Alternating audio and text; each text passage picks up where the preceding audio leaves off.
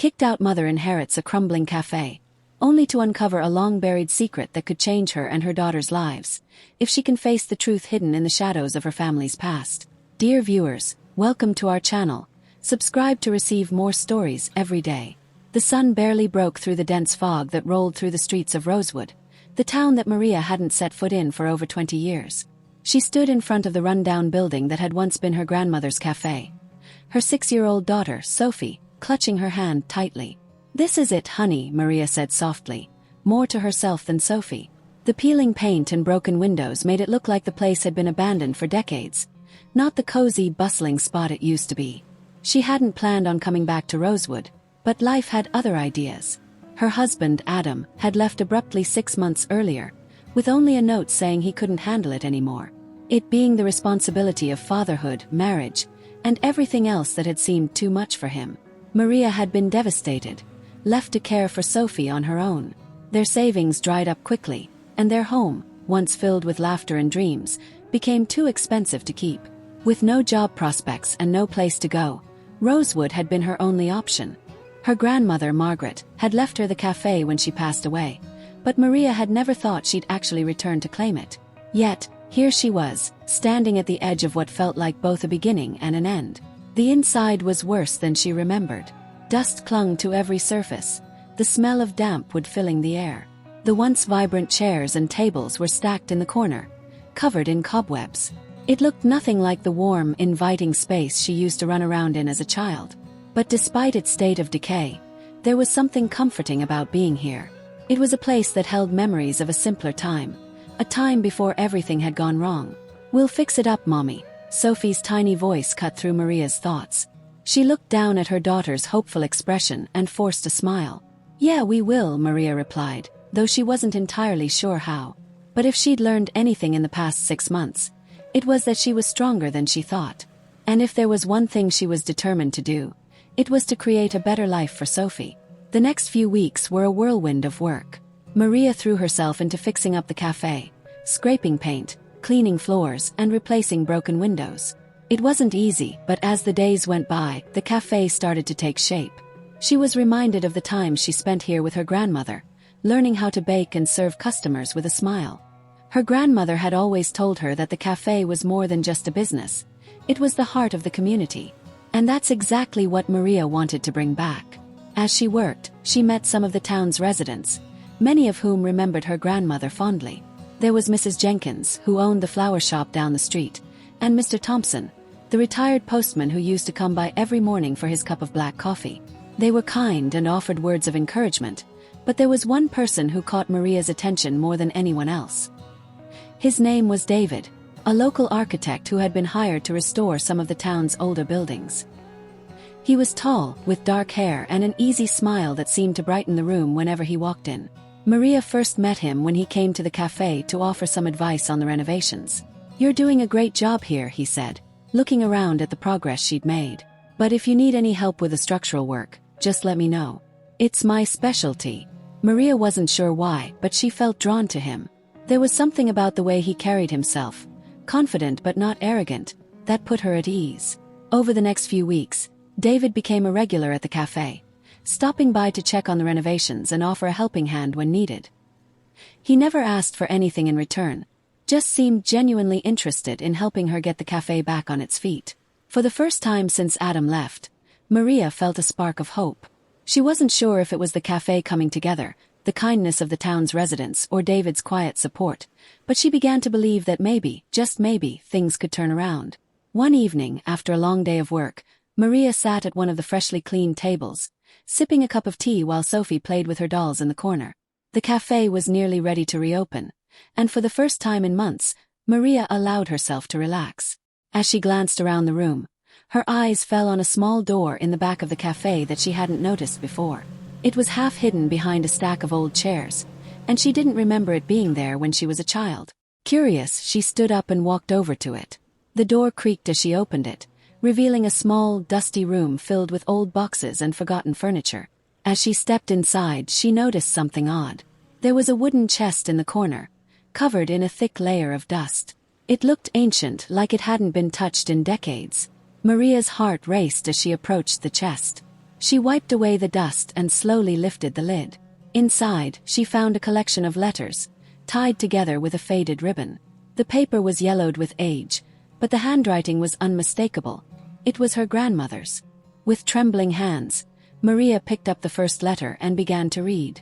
It was dated 50 years earlier, long before she was born. As she read through the letter, a chill ran down her spine. Her grandmother had written about a business partnership with a wealthy local investor, a man who had helped her open the cafe all those years ago. But there was more to the story. The letters hinted at a secret agreement, something that had been hidden from the rest of the town. Maria's heart pounded in her chest as she realized what she had stumbled upon. These letters weren't just old memories. They were the key to a secret her grandmother had kept for decades. And whatever it was, it had the power to change everything. Maria's hands trembled as she set the letter down. She glanced back at the old chest, her mind racing with questions. Why had her grandmother hidden these letters? And what was this secret business deal that had been concealed for so long? Sophie stirred in the corner, still engrossed in her dolls, oblivious to the discovery her mother had just made. Maria swallowed the lump in her throat and picked up another letter from the chest. This one, dated a few years later than the first, provided more context. It detailed her grandmother's partnership with a man named Charles Hayworth, a name Maria didn't recognize.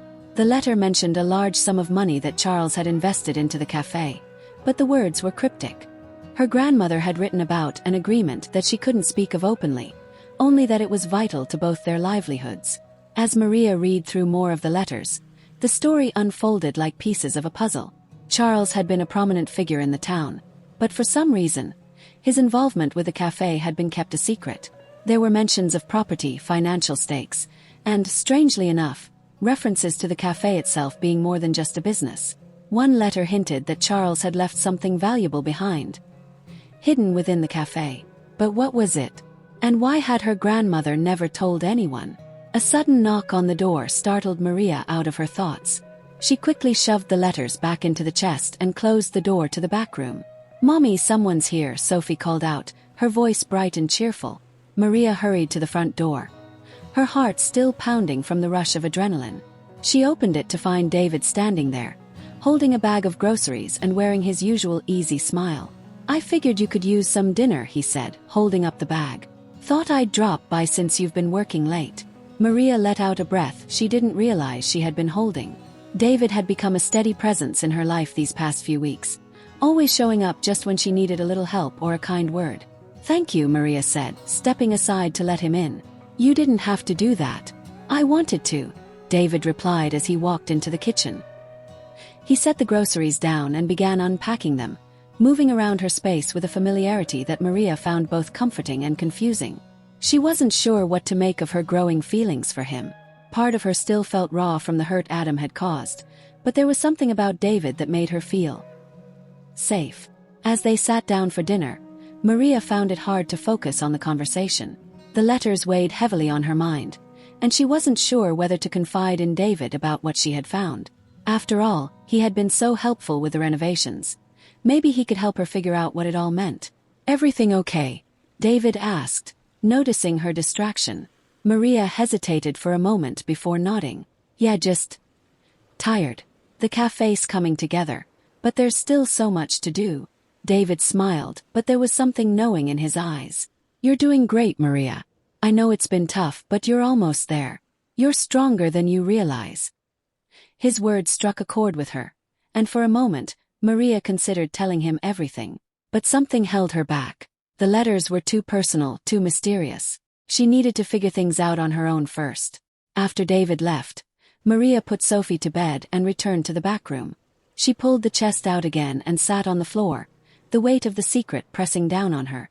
This time, she wasn't going to just read the letters. She was going to find out exactly what her grandmother had hidden. With renewed determination, Maria scoured the letters for any clues. One letter stood out among the rest, written in her grandmother's usual neat script but with an air of urgency. It spoke of a hidden deed, locked away in a safe deposit box under the cafe's original ownership. The deed apparently held the key to ownership of not just the cafe, but several properties in town, all connected to Charles Hayworth's investments. Maria's pulse quickened. If this deed was real, it could mean that she and Sophie were sitting on a fortune. But why had her grandmother kept it a secret? Why hadn't she ever claimed the properties?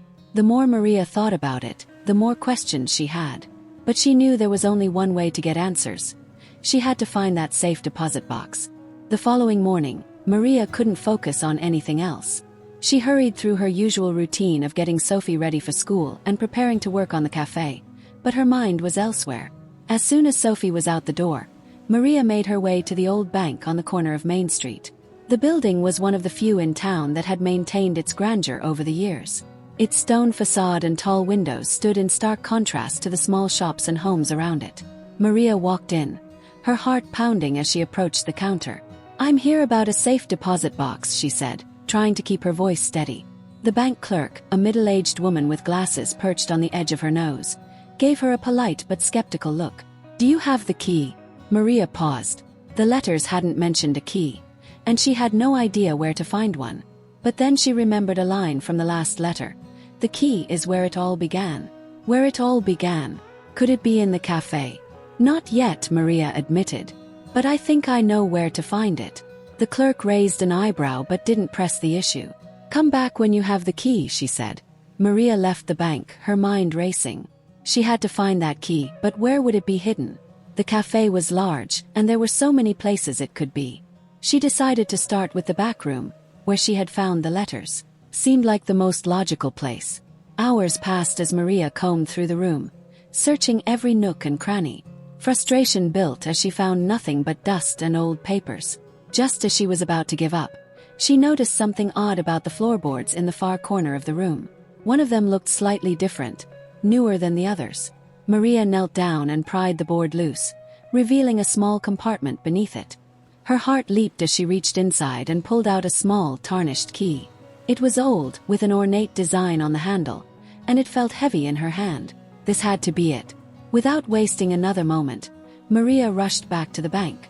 The same clerk greeted her, this time with a curious expression as Maria held up the key. The clerk led her to a small room where the safe deposit boxes were stored. Maria's hands shook as the clerk unlocked the box and handed it to her.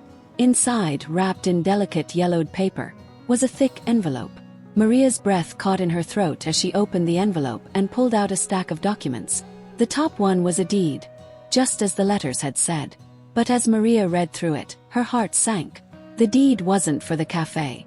It wasn't even for properties in Rosewood. It was for something far more valuable. Maria's hands trembled as she held the deed in front of her. The letters had led her to believe that the inheritance was connected to Rosewood, possibly just the cafe or a few properties in town. But this was something far beyond her wildest expectations. The deed was for a sprawling estate on the outskirts of the town, a place she had never even heard of. The name Evergreen Manor was written in bold letters at the top of the page, along with a detailed description of the land and its assets.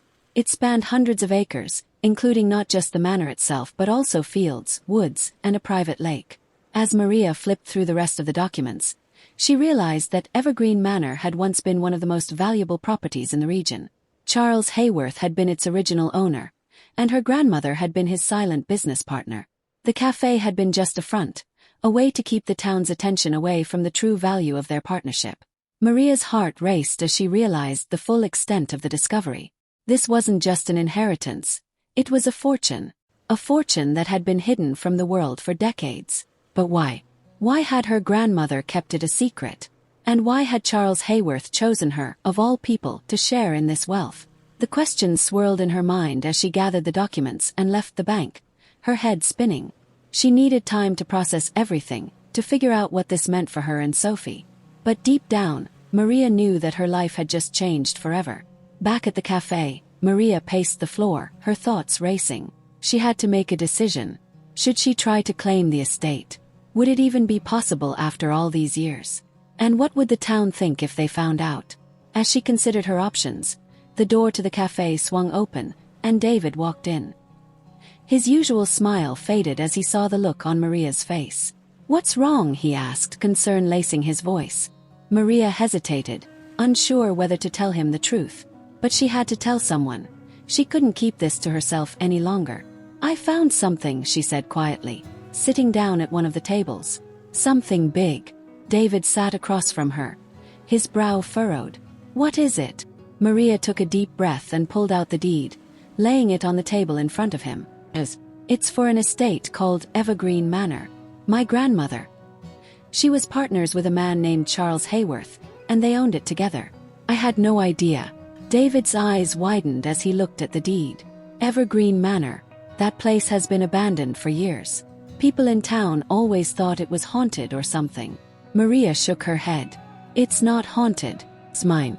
Or at least it was my grandmother's. And now it's supposed to be mine. David stared at her in disbelief. You're serious? I wish I wasn't, Maria said, her voice shaky. But it's all here, in the letters and the deed. My grandmother never told anyone about it. She just kept it a secret. David leaned back in his chair, still processing what Maria had just told him. Why would she keep something like this hidden? I don't know, Maria replied. But there's something else. The letters, there's something in them that doesn't make sense. They talk about a hidden agreement, something that Charles and my grandmother were protecting. I think there's more to this than just the estate. David frowned, his mind clearly racing. What do you mean? I'm not sure yet, Maria admitted. But I have a feeling that whatever they were hiding, it wasn't just property. There's something else here, something that I haven't figured out yet. David was silent for a moment, then nodded. You need to go to Evergreen Manor. You need to see it for yourself. Maria's stomach twisted at the thought. The idea of stepping foot on the estate, of confronting whatever secrets her grandmother had kept buried, filled her with both excitement and dread. I know, she said softly. But I'm scared, David. What if I find something I'm not ready to face? David reached across the table and took her hand, his touch warm and reassuring. You're stronger than you think, Maria. You've already come this far. Whatever you find at Evergreen Manor, you'll handle it. I know you will. His words gave Maria the courage she needed. She knew he was right, she couldn't run from this. Not now. The next day, Maria left Sophie with a friend and drove out to the estate. The winding road led her deeper into the woods, far from the town, until she finally reached a pair of wrought iron gates. They were rusted and overgrown with vines, but the name Evergreen Manor was still visible, etched into the stone pillars on either side. Maria's heart pounded as she pushed open the gates and made her way up the long driveway. The manor itself loomed ahead, a massive, decaying structure that had clearly been abandoned for years. The windows were boarded up, and the gardens were overgrown with weeds, but there was still a sense of grandeur about the place, as if it had once been a jewel of the countryside. She parked the car and stepped out, her legs shaky as she approached the front door. It creaked open with little resistance, revealing a vast entryway filled with dust and cobwebs. The air was thick with a smell of mold and decay, but beneath it all Maria could sense something else. A history, a story waiting to be uncovered. As she walked through the halls, she couldn't shake the feeling that someone had been here recently. There were signs of life, footprints in the dust, a few items that seemed out of place. It was as if the estate hadn't been completely forgotten after all. She made her way to the study, the room where Charles Hayworth had likely conducted most of his business. It was here, in the center of the room, that Maria found the final piece of the puzzle. A hidden compartment in the floor, much like the one she had found in the café, revealed a small lockbox. Inside was a stack of papers, much like the one she had found in the safe deposit box, but these were different. They were contracts, agreements between Charles Hayworth and several powerful figures in town, all of whom had invested in the estate. But there was something more. A letter addressed to Maria's grandmother, warning her to keep the estate a secret at all costs. The letter hinted at corruption, at people who would stop at nothing to claim the estate for themselves. And at the bottom of the letter was a name that made Maria's blood run cold. Adam. Her ex-husband had been involved all along. He had known about the estate, about the fortune, and had left her to pursue it. He had been planning to take it for himself, using his connections in town to lay claim to Evergreen Manor. But Maria had gotten to it first. As the truth sank in, Maria felt a surge of anger, followed by a deep sense of resolve. Adam had tried to take everything from her, but he had failed. And now, she had the power to secure her and Sophie's future in a way she had never imagined. She left the manor that day with a clear purpose. Evergreen Manor was hers, and she would protect it from anyone who tried to take it from her, including Adam. The café, the estate, and the fortune her grandmother had hidden would be her legacy, and Maria would rebuild her life on the foundation of the secrets she had uncovered. And this time, no one would stand in her way. Dear viewers, thank you for watching. If you like this story, please subscribe to our channel to receive more stories every day. Share with us what you think of this story.